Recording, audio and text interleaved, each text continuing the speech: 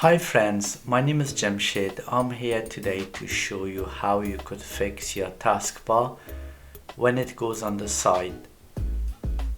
Sometimes by mistake you pressing a key or you dragging your mouse to the left or to the right, which causing the taskbar to be not in the right place. So to fix it back, all you need to do, just you moving to the taskbar, you right click and you simply go to taskbar setting. Here you go, and you come down here, just click on it and you just select the bottom, and as you see it goes back to the bottom, the taskbar.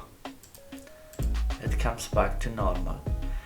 To avoid this to happen again, you just click again on the taskbar and you just simply lock the taskbar by clicking on lock the taskbar. As you see, here you go. Now the taskbar has been locked. It's not moving to the left or to the right, it's sitting here at the bottom all the time. It was a small video to just help some friends out there who wants to know about this. Thank you very much. Bye bye.